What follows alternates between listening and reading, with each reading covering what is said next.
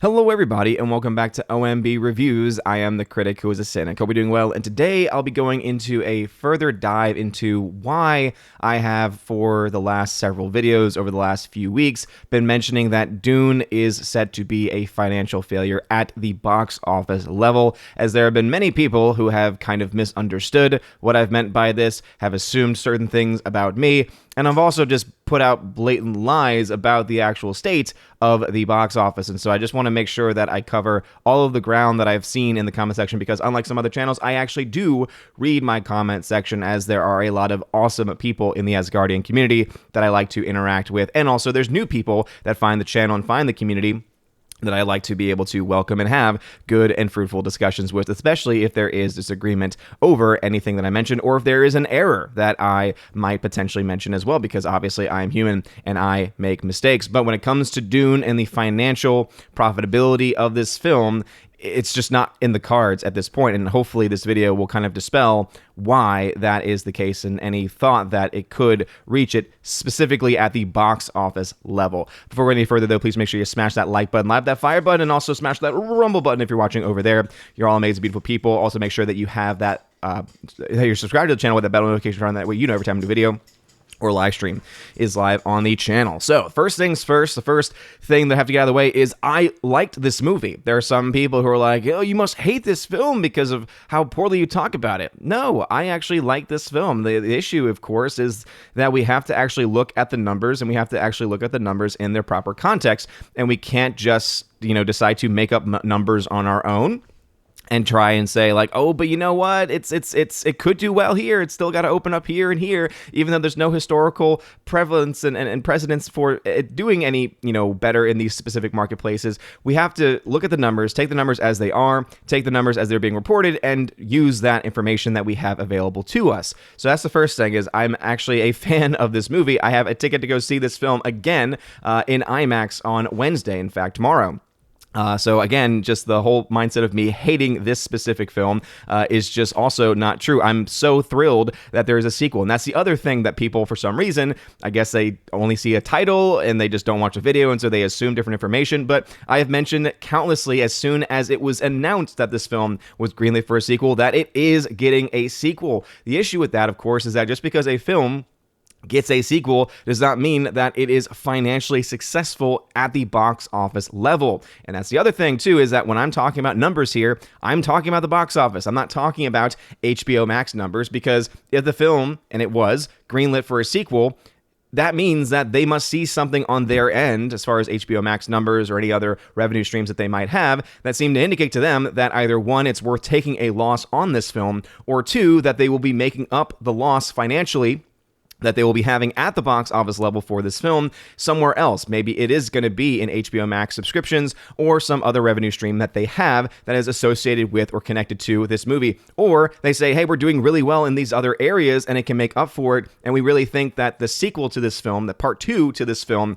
is going to be able to do well enough to offset any potential losses that this film will eventually see. So that's the other thing that I think also needs to be dispelled right off the bat. All right, so let's dive into the actual numbers themselves, because again, there's been a lot of people just not understanding, one, how the box office works, and two, what is actually going on with this film. So firstly, how much money has this film actually been reported to make at the box office itself? Well, some people have been saying it's already made over $300 million. Well, as of today, the only numbers that are being reported, this is both on boxofficemojo.com and on thenumbers.com, which are the two biggest numbers as far as box office tracking is concerned. Right now, the number is at $293.6 million as far as official numbers being reported. You can try and say, yeah, but it made money on Monday. Okay, we don't have those numbers yet, and they're not reporting their weekday numbers, at least according to last week's if last week is any indication, they did not report a single day of their release last week. And so we're not going to expect them to release those numbers again this week, though, of course, anything, I guess, potentially could change there. So it has not reached $300 million at the box office at this point in time. The other thing that people don't quite understand is just how the box office works. And so when you look at a box office number, All right, just try to break this track down for some people. Some people who've been watching me for a while, this might be kind of old hat at this point in time, but just to kind of explain it for anyone who might be new and genuinely want to know, why is it that I keep saying that this movie is going to lose money, and, what am I basing this off of? Okay, well, first off, let's talk about the production budget, all right? This budget has been given to us by, usually it's given to us by a studio. It's being reported in a wide variety of different articles because of studio reps saying, yep, this is exactly what the film cost to make. Now, again, this is the reported budget. This is not taking into account any tax breaks that the film might have received from different countries, what potential marketing factors could have been taken into account as far as them being able to make deals with different companies and get money from those companies. All right, those are types of things that we don't have full access to get any real sense of any other things that can offset the cost, right? If I was going to dive into all of those different things, one, I don't have the time to dive into all of those other things that might theoretically bring this number down.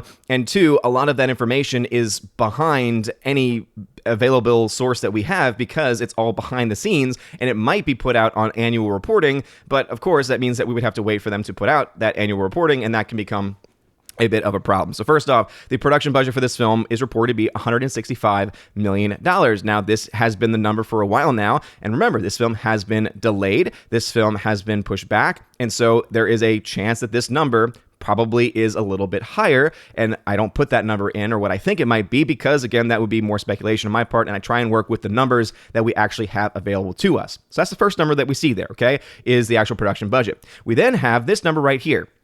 This is with typical marketing cost, how much the total film cost to make. So you have the production budget of $165 million, multiply that by 1.5 is going to give you the number that typically you're going to have a film or a studio rather, or multiple studios spend on a given film in total when you add in marketing costs, right? Typically you take half of the budget of a film, add that on top of the budget, and that will give you an estimate as to exactly what the film likely cost in total to make with production and with marketing. Obviously, this film was delayed, as I mentioned before, so this marketing number is probably higher than the typical 1.5 times the budget, and so this number is probably going to be closer to $300 million, but again, we don't have that information in front of us, and so all we can do is go by what the typical industry standard is, which is 1.5 times the actual budget itself, which would put this film's total cost at $247.5 million. All right, so that's the total cost of the film. The next number that we have in my chart is a break-even number.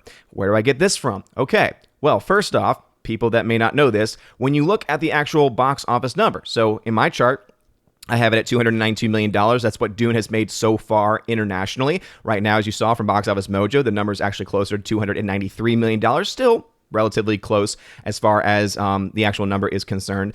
What people don't often realize is that this number here, right, this total box office number, studios do not get 100% of this number. The studios have to split this number with the theater chains in the North American market and the domestic market. They also have to, of course, split this with the different theaters in different countries across the sea. Typically, the way that you break this down is that from international markets, they get about 40% of the box office receipts. From China alone, they get only 25% of the box office because, again, China's a communist country, and so they're going to take as much money as they possibly can to continue to fund their efforts to destroy human lives. But it also tends to get a higher percentage in the domestic marketplace, and all in all, by the end of its run, right? So by the end of everything, when everything is said and done, when it stopped playing at all theaters, usually the rule of thumb is that whatever the actual reported total box office is, the studios will have gotten around 60% of that box office. So 60% of the reported box office. So obviously, that is assuming, right, that this is the final number, which we know it's not, right? It's still making money at this point in time. But in order for us to get an idea of where the film will land by the end of its run, we go ahead and assume a 60% take since we know that is typically where most films are going to fall in the actual what they get from the reported box office numbers themselves. And so it gives us an idea of, okay, where is its current number? Like, where is it? Is it positive? Is it negative? Has it made its money back? Has it not made its money back at this point in time? But again, the big thing that people don't realize is that they don't get 100% of those box office receipts.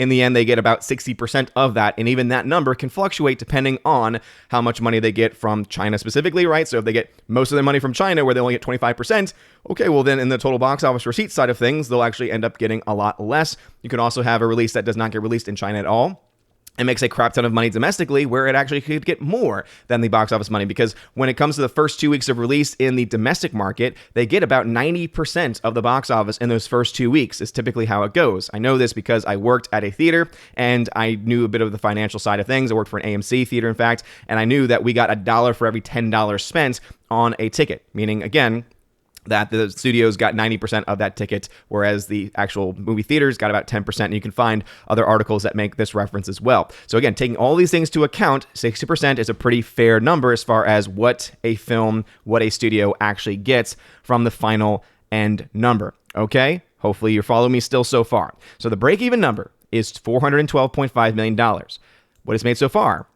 is $292 million, which means as of right now, the film is at a $72 million loss. It has not made its money back. It has not broken even. And again, the reason why you'll see a difference between this number and this number is because this is taking the number that we have, taking the fact that the studio gets 60% of it, subtracting it then from the total cost of the film, right? The total cost of the film being $247.5 million.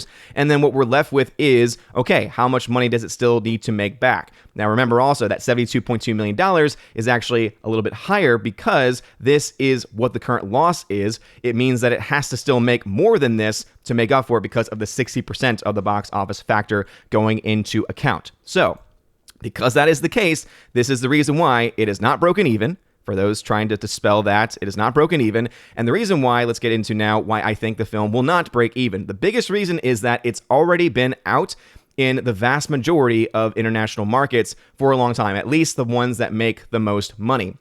So let's again dive into some of these numbers here and try and look at all of the different territories. So if we look at all of the territories, right, as far as the opening is concerned, as you can see, this film has been out since September in a lot of markets. Let's try and look at the total gross of some of these markets. In France, right, where it's made some of the most money other than China, $22.8 million. It's been out since September 15th. Okay, it doesn't have really much left to make there. It's already been out a long time. Germany, September 16th, $18 million. Again, biggest chunk, but it's already been out there for a very long time. United Kingdom, some could argue saying, hey, United Kingdom could end up showing up for it, but we saw a relatively decent drop in that country, even though the film did come out on October 22nd. Still, again, total number, $8 million, not looking very good there. We look to the Asia Pacific market. Obviously, Russia, $21 million, but again, 16 of September is when that was released. You also look to China, where it came out more recently, $33 million.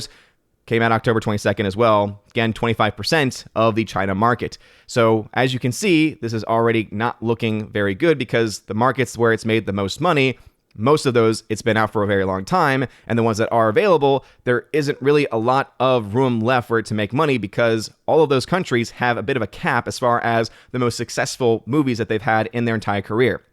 All right, here's the other issue. Dune only has a couple of countries left to open in, so it's run out of space to make money. For instance, in Australia, it is set to release on December 2nd on the entire country, and in the Philippines, it is set to open November 10th. The Philippines is not known for producing a lot of money for any film, so this is kind of a non-starter. Some would say Australia, hey, that can normally bring in some money, can't it? Well, let's go ahead and look to Australia's own website.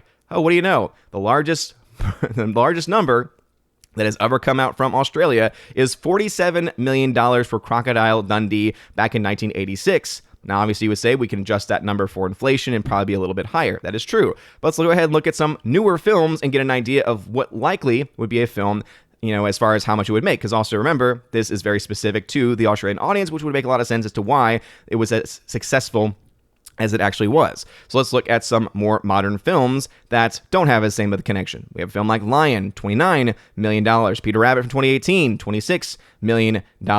Let's see, Mad Max Fury Road, $21 million. The Dry, $17.3 million. So hopefully you're seeing the trend here that this film, or rather this country, kind of has a cap for a lot of Western films at somewhere around $20 million or so. Right? So that is not enough. As a single country, Australia does not have enough, and that's not even adding on top of the fact that there's going to be, obviously, the passport situation over there. There's going to be limitations on screen sizes, I imagine, as well, when it does open, and so that number is probably going to be even more deflated because of that reason. But that means that there is nowhere left for this film to make money. So when I say these things, it's not because I hate the film.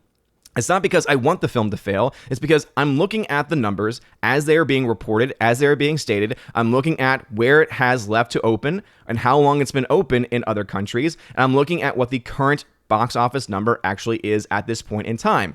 And what we have available to us, and by the way, I decided to pull up also a similar film, right, Denis Villeneuve. It only made $10 million in Australia for Blade Runner 2049. So again, this is probably somewhere between 10 and 25 million would be my guess as far as where this film ends in the long run. Because again, this also film has been out now for a very long time. And so anyone who has interest in it in Australia may have already watched it through, a VPN with HBO Max or through other means there. Anyone mentioning the Philippines, that film only made $632,000 in the Philippines. So again, there's really not a whole lot of money to be made there. So when I'm mentioning these things, it's not because I hate the film. I like the film. I gave the film a B+.